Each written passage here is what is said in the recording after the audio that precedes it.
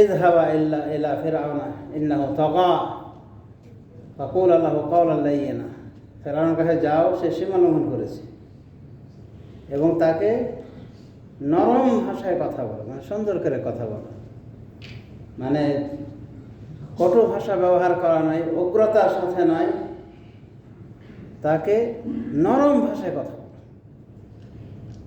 লাআল্লাহু ইয়াতাযাক্কারু আও ইয়াখশা, হয়তোবা সে ওয়াজ উপদেশ গ্রহণ করবে অথবা ভয় পাবে। কিন্তু ফেরাউন ওয়াজ গ্রহণ করবে, উপদেশ গ্রহণ করবে, ভয় পাবে, আল্লাহ ভীরু হবে, হবে কি হবে না আল্লাহ জানেন। তারপরে একটা দাওয়াতে হিকমত। এজন্যই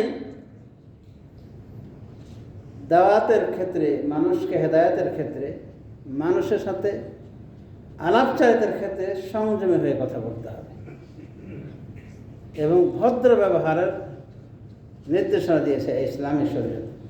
রূঢ়তা, উগ্রতা ইসলামে অ্যালাউ করা হয়নি।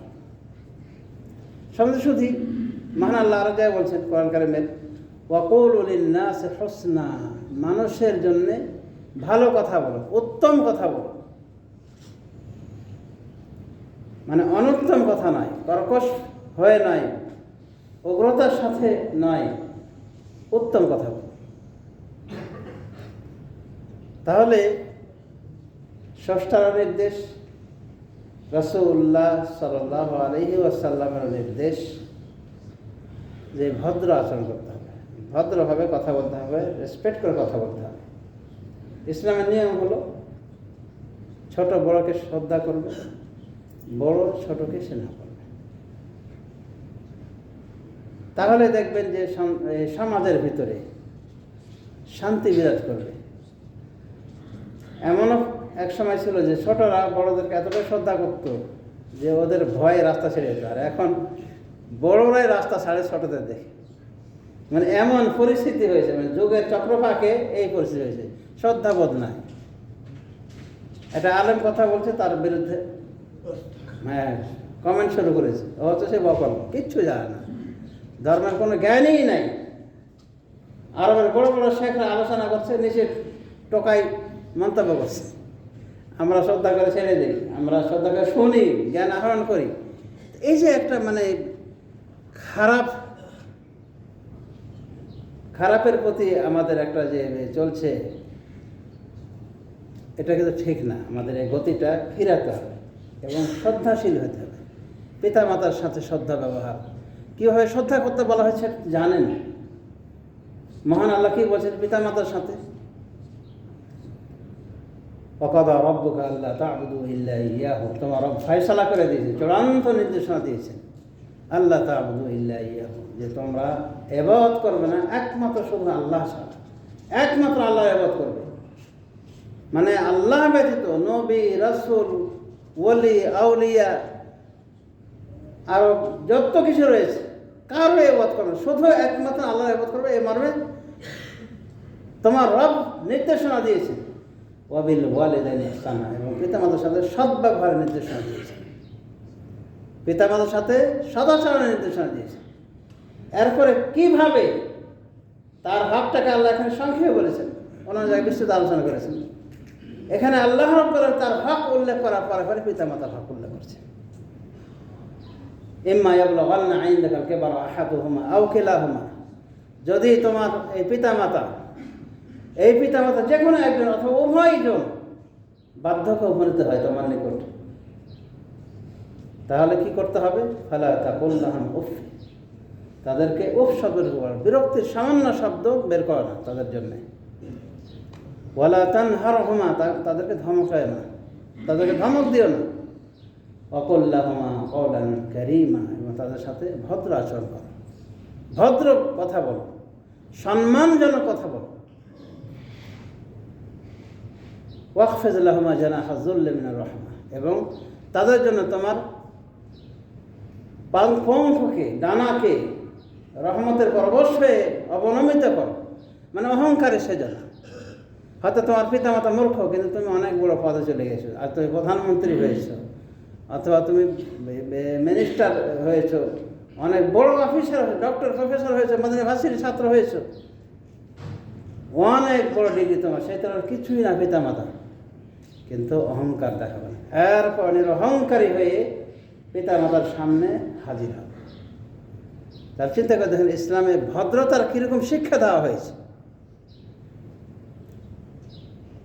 এজন্যেই আমাদের ভেতরে মান সম্মান এহতারাম থাকতে হবে।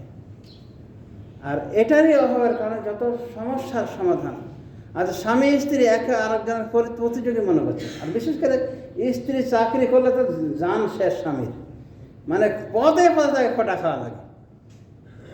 এই জন্য ইসলামে উৎসাহ জোগানো হয়নি যে তুমি বউকে দিয়ে চাকরি করো, কিন্তু কিছু লোভী মানে হোদায় টাকা পয়সা থাকতেও বউর খাওয়াই ওই ছোটো লোকই বেছে নিই, ছোটো লোকে কপালে জড়িয়েছে তা।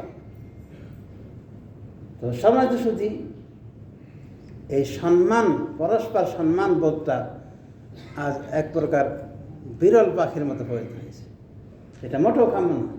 এই ইসলামই সর্বোচ্চ সম্মান করে দেখিয়েছে কাকে কীভাবে সম্মান করতে হবে, মুরব্বীদের কীভাবে সম্মান করতে হবে। একটি ঘটনা লাভ করে দেখেন, সিরাতে প্রসিদ্ধি লাভ করেছে যে রাসূলুল্লাহ সাল্লাল্লাহু আলাইহি ওয়াসাল্লাম মক্কা বিজয় করলেন কোন প্রকার তীর তলোয়ার ছাড়াই, রক্তপাত ছাড়াই মক্কা বিজয় করলেন। কারণ 10,000 সেনাবাহিনী নিয়ে যে প্রবেশ করেছিল মক্কায়, ওই সময় কাফের মুশরিক সাহসও পায়নি তাদের মোকাবেলা করা। তো নবী সাল্লাল্লাহু আলাইহি ওয়াসাল্লাম সাধারণ ঘোষণা দিয়েছিলেন, যার যার বাড়িতে ঢুকে পড়ো, কিচ্ছু করা হবে না। কারণ যার যার ঘরে ঢুকে পড়েছিল, কোনো রক্তপাত হয়নি। তো রাসূলুল্লাহ সাল্লাল্লাহু আলাইহি ওয়াসাল্লাম মক্কা যখন বিজয় হলো এভাবে রক্তপাত ছাড়াই, এবং যখন তাদেরকে উনি হাতের মুঠোয় পেয়েছিলেন, কাবার চত্বরে যখন তারা ছিল এবং মুশরিকরা পুরো জনগণ বলেছিলেন যে তোমাদের কি ধারণা আমার ওপর, যে আমি কি করতে পারি এখন। কারণ এই মুশরিকগুলি মক্কায় তো নির্যাতন করেছিল রাসূলুল্লাহ সাল্লাল্লাহু আলাইহি ওয়াসাল্লামকে, আবার মদিনা গিয়েও শান্তিতে থাকতে দেয়নি। বদর, উহুদ, খন্দক এগুলো কোথায় হয়েছে? এগুলো সব তো ওই দিকে মদিনারই আশপাশে। খন্দক তো মদিনায়। তো যা হোক সমাজ শুধু এই যুদ্ধ, এতগুলি যুদ্ধ হয়েছে, মানে শান্তিতে থাকতে দেয়নি। রাসূলুল্লাহ সাল্লাল্লাহু আলাইহি ওয়াসাল্লামকে গোপন হত্যা করার চেষ্টা করেছে, তো কত রকম নির্যাতন করেছে। তো নবী সাল্লাল্লাহু আলাইহি ওয়াসাল্লাম বললেন যখন মক্কা বিজয় লাভ করলেন এবং জনগণ তার হাতের মুঠোয়, জনগণ কি মনে করো তোমরা, আমি কি ব্যবহার করতে পারি? তখন বলেছে আখুন কারীম ওয়াবনা আখিন কারীম, আপনি একটা সম্মানিত ভাই, আপনি সম্মানিত ভাইয়ের সন্তান। তা আমরা মনে করি ভালো কাজে ভালো ব্যবহারটাই করব। রাসূলুল্লাহ সাল্লাল্লাহু আলাইহি ওয়াসাল্লাম তাদেরকে সাধারণ ক্ষমা ঘোষণা করেছেন, যাও তোমাদের ক্ষমা করে দিলাম। যেভাবে ইউসুফ আলাইহিস সালাম তার ভাইদেরকে এত খারাপ আচরণ করার পর ক্ষমা করে দিয়েছে, কিন্তু আমাদের কাছে ক্ষমা গুণটা এতটাই প্রকট হয়ে উঠেছে, এতটাই বিরল হয়ে উঠেছে। নিজের বাপকে ক্ষমা করে না, নিজের মাকে ক্ষমা করে না, নিজের রক্তের ভাইকে ক্ষমা করে না, শুধুমাত্র জমি জায়গা হাবি ঝাবি দুনিয়াবি ক্রাইমকে কেন্দ্র করে, দুনিয়াবি কিছু বিষয় কেন্দ্র করে। এটা উচিত নয়। আমাদের ভিতরে সমুদ্র সম্পর্ক থাকা উচিত। সমাজের সাথে এই পথে মক্কা দিবসেই একটা ঘটনা কোট করা হয়েছে ইসলামিক ইতিহাসে, যে আবু বকর রাদিয়াল্লাহু আনহু উনি তো মুসলমান হয়েছিলেন এবং প্রথম ইসলাম গ্রহণকারীদের একজন, বরং প্রথম ইসলাম গ্রহণকারী পুরুষদের ভিতরে, আর মা খাদিজা নারীদের ভিতরে সর্বপ্রথম ইসলাম গ্রহণ করেছে। কিন্তু আবু বকর রাদিয়াল্লাহু আনহু বাবা বুড়ো মুরব্বী মানুষ ইসলাম গ্রহণ করেনি। তো মক্কা বিজয় দিবসে এখন তো বুঝতে পারছে যে ইসলামটা যে সত্য, তার মনে গেঁথে গিয়েছে যে আসলে এই নবী সত্য, ইসলাম সত্য। আর বেটা তো এই জন্যেই মানে পাগল ইসলামের নবীর জন্য, ইসলামের জন্য। তো বলছে বেটা আমি নিয়ে আমার নিয়ে যাবো মোহাম্মদ সামনে গেলে মুসলমান হয়ে যাবো, এইভাবে কাফের মুশরিক থেকে লাভ নেই। তো আবু বকর রাদিয়াল্লাহু আনহু ওনাকে নিয়ে গেলেন ইসলাম কবুল করানোর জন্য রাসূলুল্লাহ সাল্লাল্লাহু আলাইহি ওয়াসাল্লামের নিকটে। আবু কুহাফা ওনার নাম। তো ওনাকে নিয়ে গেলে রাসূলুল্লাহ সাল্লাল্লাহু আলাইহি ওয়াসাল্লাম, আহা এই মুরব্বী মানুষটা নিয়ে আসলে কষ্ট করে আমাকে বলতে আমি তার নিকটে যেতাম। তখন আবু বকর বলছে না, ও আসার উপযুক্ত আপনার নিকটে, কারণ আপনি হলেন নবী রাসূল, আর উনি একটা মুরব্বী মানুষ। ইসলাম কবুলের জন্য যাবে, আপনার কাছে যাবে, উনি বেশি হকদার। কিন্তু নবী সাল্লাল্লাহু আলাইহি ওয়াসাল্লামের আচরণটা কীরকম ছিল করে দেখেন, কতটা নমনীয়। আজ নেতা হলে তো মানে আকাশ দিয়ে উড়ার মতো, মানুষই মনে করে না। এরকম বেশিরভাগ আছে না বিভিন্ন দেশে, নিজের দেশের কথা নিয়ে নাই বললাম, কিন্তু এটাই বাস্তবতা যে যত পথ বাড়ে তত কি হিংস্রতা বেড়ে যায়। আলহামদুলিল্লাহ আছে, এরপরে অনেক মানুষের ভালো মানুষ আছে, সবাই যে খারাপ তা না, কিন্তু খারাপের সংখ্যায় বেশি। তো দেখেন রাসূলুল্লাহ সাল্লাল্লাহু আলাইহি ওয়াসাল্লাম কীভাবে শ্রদ্ধা নিবেদন করলেন আবু বকর রাদিয়াল্লাহু আনহু পিতার ক্ষেত্রে। তো উনি ব্যবহার দিয়ে মুসলমানদের মন জয় করেছেন। খামাখা কাফের মুশরিকরা বলে যে নবী সাল্লাল্লাহু আলাইহি ওয়াসাল্লাম তীর তরোয়ার দিয়ে জয় করেছেন, না, মিথ্যা কথা।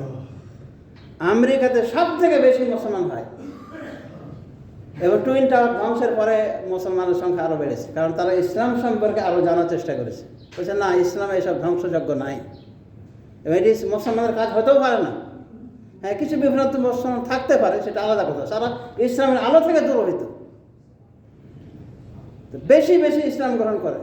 তো কেন এই ঘটনার পথ হতে মুসলমানের সংখ্যা কমে যাওয়ার কথা ছিল, কমে আরও বাড়ছে। ইসলাম যদি তরবারির মাধ্যমে প্রচারিত হয়ে থাকতো, তাহলে কে এদেরকে চাপ দিচ্ছে?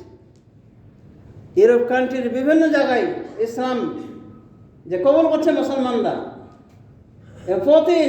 প্রতিদিন হাজার হাজার বিধান ইসলামের দীক্ষা লাভ করে, তাদেরকে টর্চার করা কেউ নাই। শুধুমাত্র ইসলামের এই জাতীয় সৌন্দর্যগুলো দেখে আবির্ভূত হয়ে তারা ইসলাম গ্রহণ করেছে। সুতরাং সমাজে শুধু আমরা এই ইসলামের সদাচরণগুলি আবার চর্চা করার চেষ্টা করি, যদি ভুলে যেয়ে থাকি। আল্লাহ রাব্বুল আলামিন আমাদের সবাইকে তৌফিক দান করুন, যেন আমরা পরস্পরকে সম্মান করতে শিখি, এবং কথাবার্তা যেন আমরা ভদ্র হই, ভদ্র ব্যবহার করি, যেভাবে মহান আল্লাহ শিক্ষা দিয়েছেন, যেভাবে রাসূলুল্লাহ সাল্লাল্লাহু আলাইহি ওয়াসাল্লাম শিক্ষা দিয়েছেন, এবং যেভাবে রাসূলুল্লাহ সাল্লাল্লাহু আলাইহি ওয়াসাল্লাম আচরণ করে দেখিয়েছেন। আল্লাহ রাব্বুল আলামিন আমাদের সেই তৌফিক দান করুন। ওয়া আকুলু কাওলি হাযা ওয়া আস্তাগফিরুল্লাহ লি ওয়া লাকুম ওয়া লিসাইরিল মুসলিমিন ফাস্তাগফিরুহু লিযুনুবিকুম ইন্নাহু হুয়াল গফুরুর রাহিম।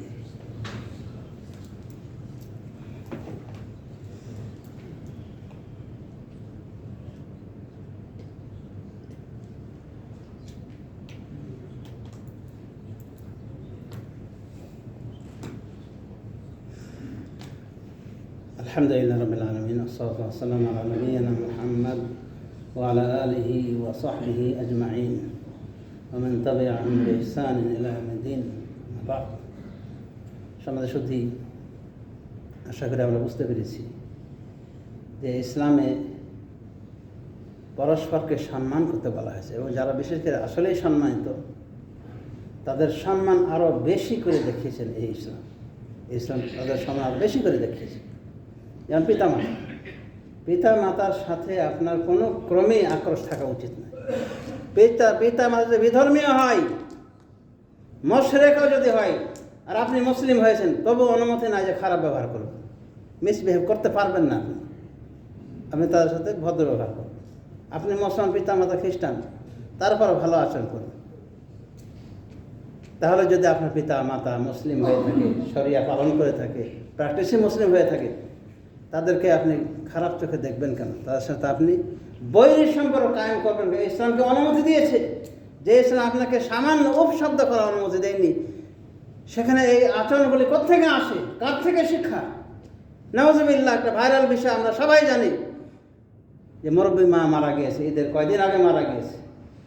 ঈদের কয়দিন পরে যখন পচে সরে লাশ দুর্গন্ধ হয়েছে, তখন কি মানুষ টের পেয়েছে, তবুও সন্তানদের কোনো খবর নাই, খবর ছিল না।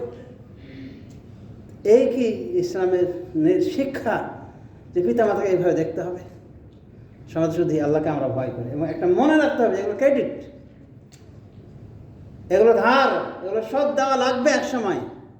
আপনি মায়ের সাথে খারাপ ব্যবহার করছেন, পিতার সাথে খারাপ ব্যবহার করছেন, আপনারা যখন সংসারে স্বামী স্ত্রী মুরব্বী হবেন, পিতা মাতার মর্যাদা যাবেন, এবং আপনার বাবা মার পর্যায়ে আসবেন, মুরব্বী হয়ে গেছেন, দেখবেন যে আপনার ওই সন্তানরা, কলেজের টুকরা সন্তানরা আপনার সাথে ওই ব্যবহার করবে যে ব্যবহারটা আপনি আপনার মা বাবার সাথে করেছিলেন। সুতরাং ভালো করলে ভালো ব্যবহার পাবেন, আর মন্দ আচরণ করে থাকলে মন্দ আচরণ এই দুনিয়াতে পাবেন, পরকাল তো আছেই। সুতরাং সমাজে শুধু এই মুরব্বীদের প্রতি খারাপ ব্যবহার করবেন না, কারোর সাথে খারাপ ব্যবহার অনুমতি নেই। এমন একটা জীবজন্তুর প্রতিও আপনি দয়াশীল হবেন, কিন্তু কর্কশ হবেন না। ইরহামু মান ফিল আরদি ইয়ারহামকুম মান ফিস সামা, জমিনবাসীর উপর দয়া করো তাহলে আসমানে যিনি রয়েছে তিনি দয়া করবেন। আসমানে কে রয়েছে? মহান আল্লাহ। তো আল্লাহর দয়া নিতে হলে নিজেকে দয়া বানাতে হবে এবং দিলে রহম থাকা উচিত। জীবজন্তুর প্রতি কত মানুষের দয়া আচরণ করছে, এটা ইসলামে এলাও নয়। কুকুরকে মুখ বন্ধ করে ছেড়ে দিয়ে যাতে না খেয়ে মারো, কেন আবলা প্রাণের প্রতি এত অবিচার? এভাবে জীবজন্তুকে কষ্ট দেওয়া ইসলামে এলাও নাই। এটা বেশ্যা মহিলা, এটা কুকুরকে, দৃষ্টান্ত কুকুরকে পানি পান করে জানাতে গেছে, তা আমরা কম বেশি সবাই জানি, বুখারী শরীফে হাদিস। আর একজন ব্যক্তি, একটা সাধারণ মানুষ, দৃষ্টান্ত কুকুরকে ওই মোজায় পানি ভরে কূপ থেকে উঠে ওই কুকুরকে পানি খাইয়েছিল। হাদিসে এসেছে ফাশাকার আল্লাহু লাহু ফাগাফারা লাহু ওয়া আদখালাহুল জান্নাহ। হাযা কান ফি বনী ইসরাঈল। একটা মানুষ কুকুরের সাথে সদ্ব্যবহার করেছিল, মানে নিজে কূপে নেমে পানি খেয়ে। সে সময় এরকম সিস্টেম ছিল না, এখন যেরকম রয়েছে অ্যাভেলেবেল কূপ ছিল না, পানির ব্যবস্থা ছিল। তো তৃষ্ণা লেগেছে, উনি কূপের নিচে নেমেছে, সিঁড়ি বেয়ে নেমেছে। ওঠার সময় তার দুই হাতে ব্যবহার করতে হবে। কুকুরের প্রতি দয়াশীল আবার নামলেন এবং কুকুর দেশে হাঁপাচ্ছে, তৃষ্ণায় হাঁপাচ্ছে। তার দয়া হলো এবং সে বলল যে আমার যেভাবে তৃষ্ণা লেগেছিল সে একও লেগেছে, এই জীবজন্তুটিকে লেগেছে। কারণ কাদা মাটি চাবাচ্ছিল, ভেজা কাদাগুলি চাপিয়ে চাপিয়ে খাচ্ছিল। তার মনে দয়া হলো যে একটা কুকুর, একটা অবলা প্রাণী এভাবে কষ্ট করছে, আমার মতো কষ্ট পেয়েছে সে অবশ্যই। তখন দয়াশীল হয়ে আবার সে ওই কূপের নিচে নামলো।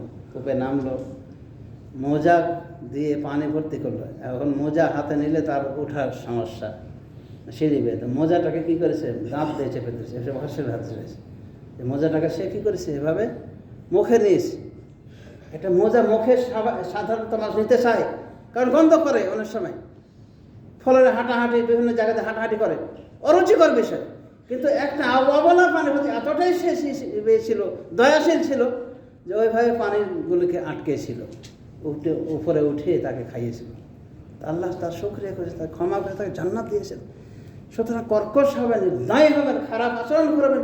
একটা জীবজন্তুর প্রতি যদি খারাপ আচরণ করে তাহলে যদি আপনার কপালে জাহান্নাম জোটে, আর ভালো ব্যবহার করলে জান্নাত জোটে, তাহলে এই বনু আদম যাদের শ্রেষ্ঠত্ব প্রমাণিত করা হয়েছে, তারা যেমন পিতা মাতা, সন্তান, ভাই বোন, আপনার আত্মীয় স্বজন, এদের প্রতি ভালো ব্যবহার করলে আপনার আল্লাহ নেকি দেবেন না?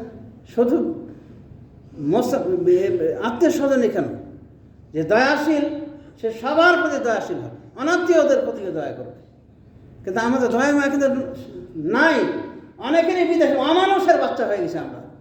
আজ একটা বৃদ্ধ মানুষ লাউ কত কুমড়া নিয়ে 2-3টা জিনিস নিয়ে বসে আছে, ওর কাছে দরদাম করে সাহেব, লাট সাহেব ওর কাছে দরদাম করে। 20 টাকা দেওয়া যাবে না, মানে 10 টাকা দিলে ওর খুব ক্ষতি হয়ে যাচ্ছে। অথচ ও নিজে যখন হোটেলে যায় ওইটাকে 100 টাকা দিয়ে দিচ্ছে। এগুলো কী ফ্যাশন? দয়াশীল হতে হবে। কেন ভাই এইসব মুরব্বীদের করে এত দয়া করতে হবে, এত বার্গেনিং করতে হবে, এত দরদাম করতে হবে? আপনার কত টাকা চলে যাবে? আবার প্রবাস জীবনে থাকার পরও, আর্থিকভাবে সমৃদ্ধ হওয়ার পরও যৌতুক নেই মেয়ের বাবার কাছে। আর চিটাগাঙের অবস্থা তো আমরা দেখে আসছি, আর বিভিন্ন দেশ, যে সব সময় জামাই বেটারা দিতেই হবে, ওর পুরো গোষ্ঠীকে খাওয়াতে হবে, কোরবানির গরুটা খাওয়াতে হবে, শুয়োর কেটে ফেরিতে ভালো এর থেকে। কেন এত পর ভিখারি কেন? এরকম অনেক আছে। মেয়ের পিতা মাতার উপর নির্যাতনের স্টিম চলছে। কত মহিলা আত্মহত্যা করেছে, কত নারী আত্মহত্যা করেছে এই জন্য নির্যাতনের কারণে। কোথায় এখন ভালো ব্যবহার? ডিস্ট্রিক্ট দেখা আছে কুসংস্কারে আচ্ছন্ন হয়ে রয়েছে। ওকে ঈদের জন্য দিতে হবে, কোরবানি দিতে হবে, রোজার জন্য ইফতারি করাতে হবে। এই ইফতারি করলে রোজাটা কতটা আপনার গ্রহণযোগ্য হবে চিন্তা করে দেখেছে। কোরবানিটাও দিতে হবে, পিতা মাতার মেয়ের পিতা মাতা দিতে হবে। কেন এত ফকির, এত মিসকিন কেন? অথচ বিদেশে ইনকাম করে, তারপরে এত বড় ফকির, মানে চরিত্র খারাপ হয়ে গেছে। এগুলো দেখে দেখে আমাদের অভ্যাস হয়ে গেছে, ও এরকম করছে আমি এরকম করি। যে যত নির্যাতন ওই মেয়ের পিতা মাতার ওপরে, তোর বান্ধবের ওপরে, সমাজে শুধু আমরা সতর্ক হই, আমরা ব্যবহার ভালো করা শিখি। আজকের এই আলোচনা থেকে আমরা আশা করি শিখবো যে মানুষের সাথে ভালো ব্যবহার করতে হবে। মানুষের সাথে ভালো ব্যবহার করতেই হবে, সন্ন্যাসতা করতে হবে, এমনকি জীবজন্তুর প্রতিও আমাদের দয়াশীল হতে হবে। আল্লাহ রাব্বুল আলামিন আমাদের সবাইকে সে তৌফিক দান করুন। اللهم أعز الإسلام والمسلمين وأذل الشرك والمشركين. اللهم آت نفوسنا تقواها وزكها أنت خير من زكاها أنت وليها ومولاها. اللهم اغفر لجميع المسلمين والمسلمات والمؤمنين والمؤمنات منهم الأحياء والأموات إنك سميع قريب ومجيب الدعوات برحمتك يا أرحم الراحمين. ربنا هب لنا من لدنك رحمة وآتنا في الدنيا حسنة وفي الآخرة حسنة وقنا عذاب النار وأدخلنا الجنة مع الأبرار. ربنا تقبل منا إنك أنت السميع العليم وتب علينا إنك أنت التواب الرحيم. وصلى الله على نبينا محمد وعلى آله وصحبه أجمعين. وقوموا إلى صلاة الله عليه.